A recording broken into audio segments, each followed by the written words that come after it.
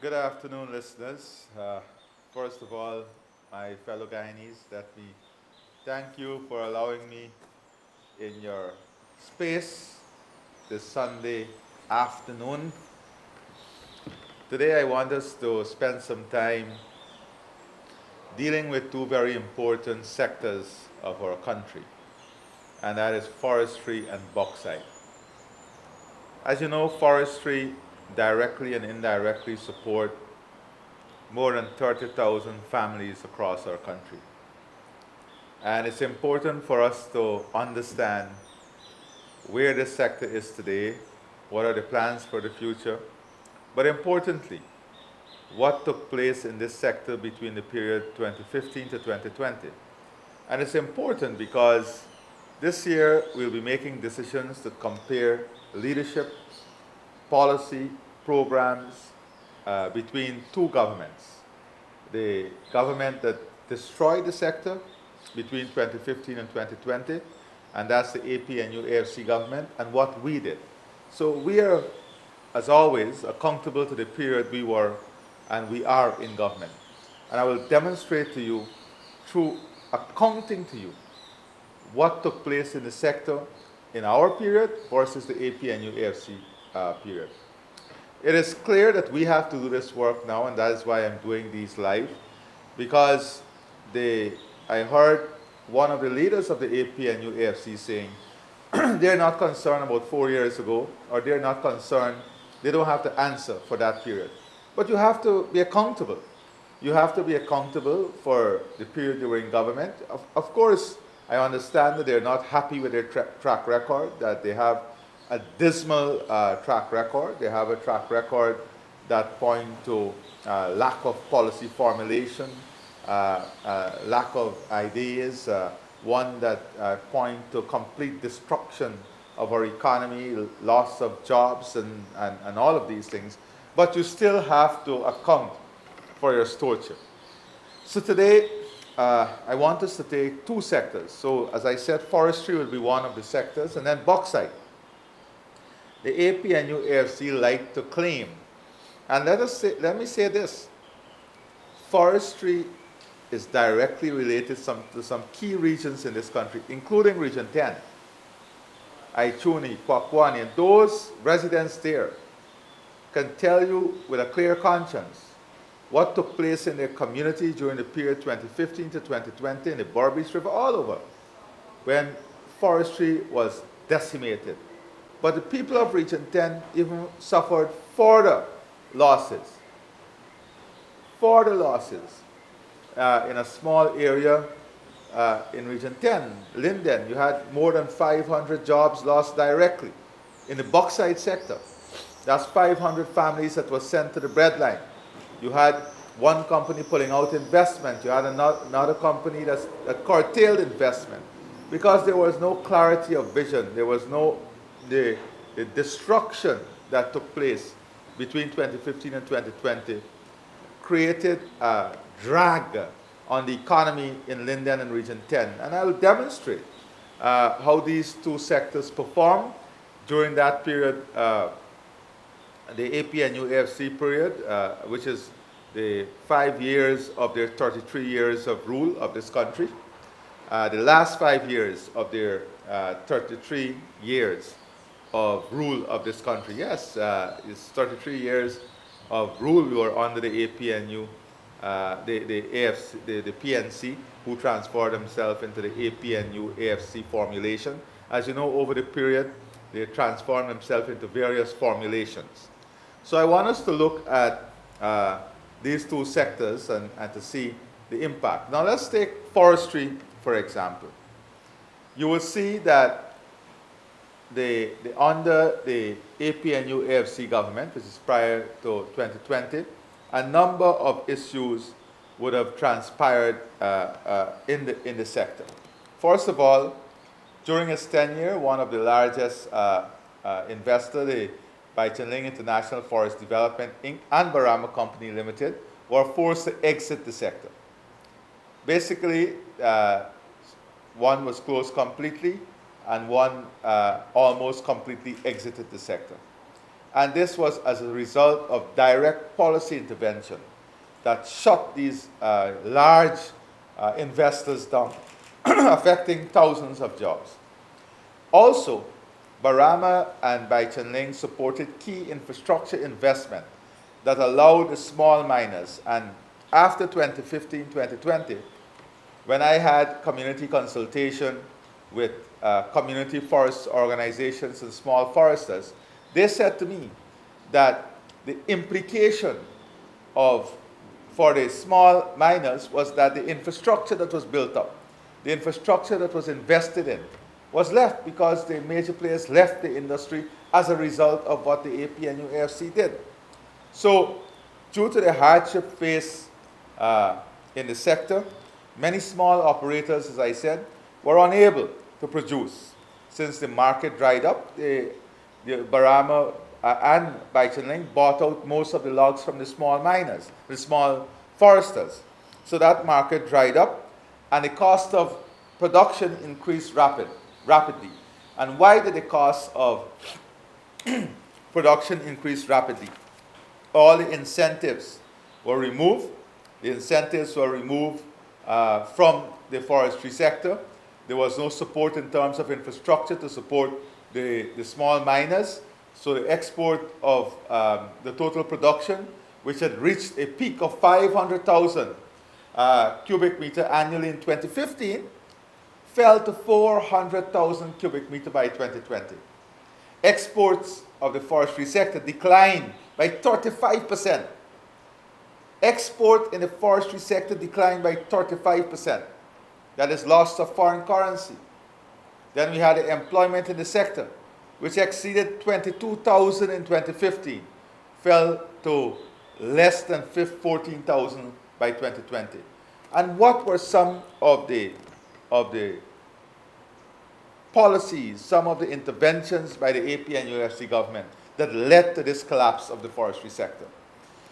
We had the onerous fees and fines that were imposed on small and medium-sized loggers, including Amerindian Loggers and the Association. Yes, when we went on the consultation, not only did the Community Forest Association in the coastland, but in the hinterland complained. They collapsed completely, where fees and fines were imposed upon them, onerous fees and fines, which increased from 415 million in 2014 to 910 million by 2019. Can you imagine that? A 118% increase in fees on not large foresters, on the small and medium-sized loggers. Don't ever forget this. They want to run from this record, their 2015-2020 record, when they imposed a 118% increase in fees for small and medium-sized loggers. What resulted? The Guyana Forestry Commission, which reported a surplus of 215 million in 2014. Can you imagine? We left office, the Forestry Commission had a surplus of $211 million. By the time we got to 2020, that surplus was completely eroded. Due to the dwindling cash flow, the Commission was unable to pay staff. Yes. Under the APNU-AFC government, the staff of Guyana Forestry Commission were not paid for months. GPL was not paid. NIS was not paid for them. GRA was not paid. They couldn't pay the telephone bill. They couldn't pay the water bill. And this was during the period of the APNU-AFC government. This is the extent to the destruction of this one sector. I'm going to go through the complete record. But the forestry sector. And guess what? During the APNU-AFC term in office, the Commission had to pay employees in what? Alphabetical order. They had to pay the workers in alphabetical order. So from A to C, you'll be paid this month. The next month, from D to F will be paid. That was the state of affairs under the APNU AFC government, where were all the academic writers? Where were all the theorists? Where were all the policy analysts and the intellectual czars when this was happening? And worse than that, let me tell you, worse than that, the bonus that we give, the bonus that the People's Progressive Party civic government give, not to the disciplined forces I'm talking about now, but that the forest workers enjoy under the People's Progressive Party government, that bonus was taken away. That bonus was removed. That was the state of affairs of the forestry sector when we came back into government. And let us look now. What has occurred since we assumed office in 2020 to the end of 2024? And this is where the proof of the pudding is. This is where you make decisions, comparing what we left, what they left, and where we are today. Between 2021 and 2024, the PPP civic government issued over 150 small concessions and 5 large concessions. And how did we assist? Remember, 118% increase in fees on small and medium-sized foresters. How did we assist them?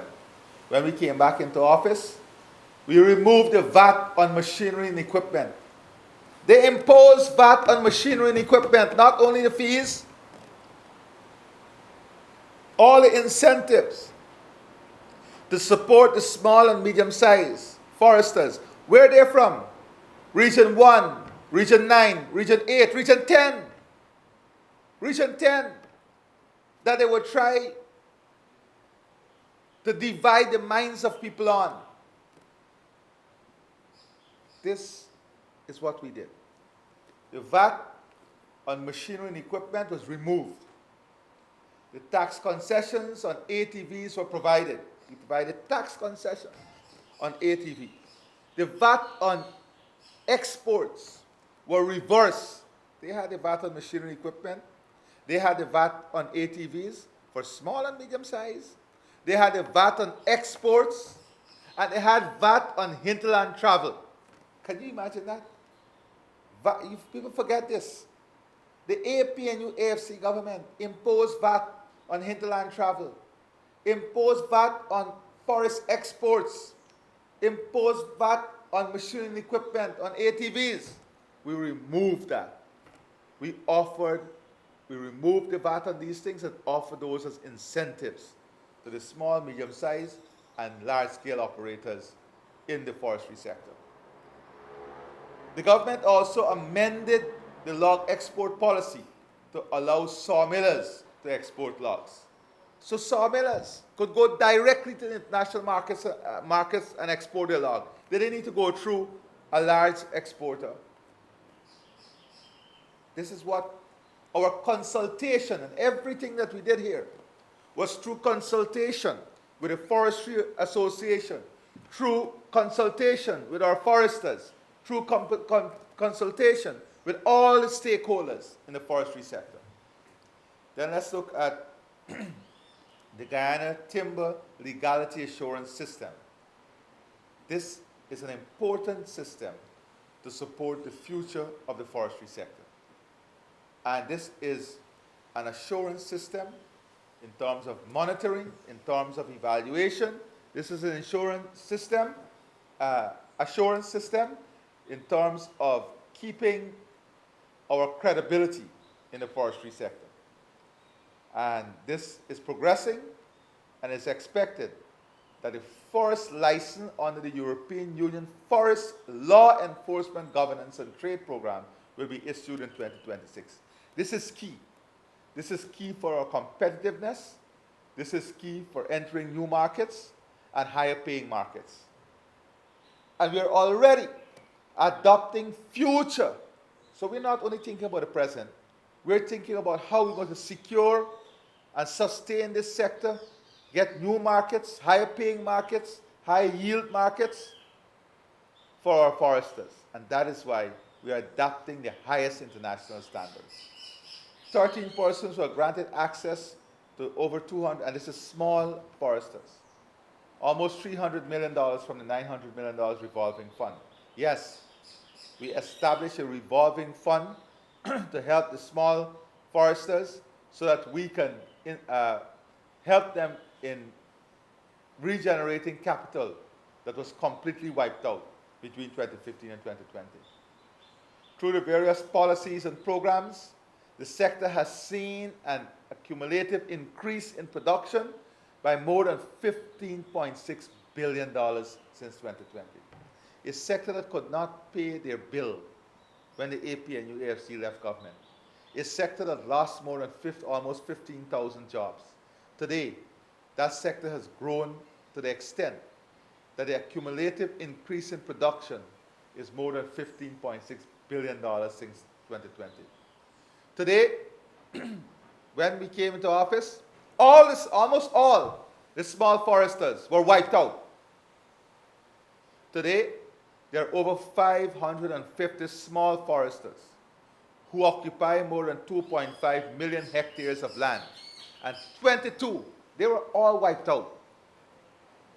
22 medium-scale foresters who occupy 2.7 million hectares of land.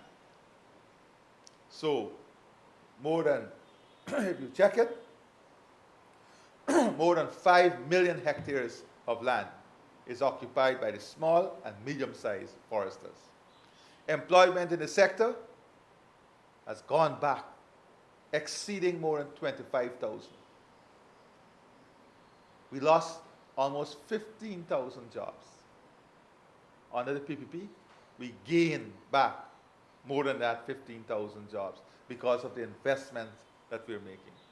Since returning to power, the PPP has rescued the Commission, paying off all its debts. All the debts we inherited, we paid off. And the workers today are being paid on time and not delayed for months and in alphabetical order. That is the forestry sector. That is the forestry sector. We now move to bauxite.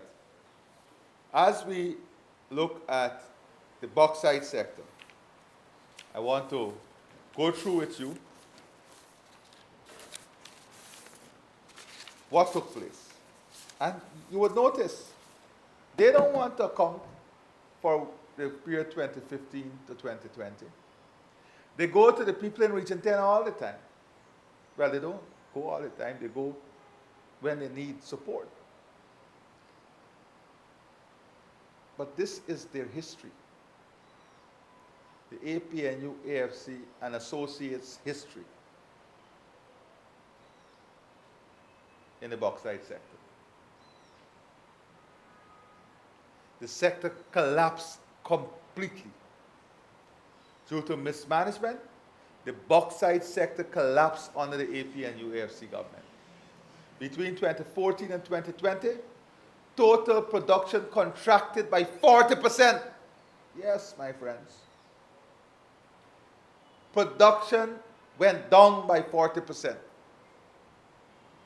More than 50% of the persons who are employed where? In Region 10, primarily from Linden. More than 50% of those employed lost their jobs between 2015 and 2020. And I'm not talking about the call center that y'all closed down when you came in the first day in office. Between 2015 and 2020, in Region 10, more than 50% of the employees lost their jobs in the bauxite sector. Then what happened? The collapse of the sector, the closure of Rusal. Let's move on. Let me demonstrate to you now. What is the current status? Since the PP Civic assumed office, a number of steps were taken by our government to reduce costs broaden product range, and increase production, because that was the important things. For us, we had to build back this sector. We had to get back that 50% jobs that were lost to re-energize the economy in Linden and Region 10. So we went about implementing policies and taking steps that will reduce costs, broaden the product range, and increase production. The government had issued additional reserves in Caracara, which approximates to 3.5 million tons. Additional investment by Bauxite Mineral Group, along with the issuance of additional reserves, will see production increase by over 250,000 tons this year and 400,000 tons next year. This bauxite company also undertook to construct a $470 million aluminum plant. So they have made a commitment that with expanded production and with cost of energy coming down, that they are looking at in the future. So we're talking about the future, about the expansion and building of an aluminum plant. Export is also projected to increase to $163 million at the end of 2024. So at the end of 2024, we had an increase, 250,000 tons. And this year, 2025, we're looking at a further increase of 400,000 tons. Our exports for 2024 is projected at $163 million. The installation of the new kiln in Linden, the first of its kind since the 1970s, and the introduction of new technology, the MASS project, would have seen tremendous growth in this sector once again. Under the AP and UFC government, we lost 50% employment. Today, under the PP civic government in Region 10, over 500 additional families are expected to be employed in 2024. And another 500 families will benefit because another 500 persons will be employed in 2025 with the expansion that is taking place in the bauxite sector.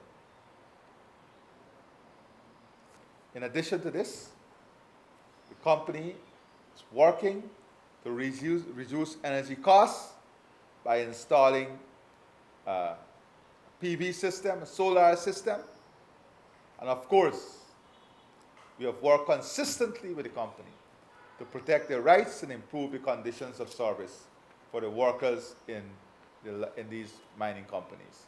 So if we move on, you will see some of the additional benefit that is taking place from the bauxite sector. You see the growth of production under the People's Progressive Party Civic. We can now move to the final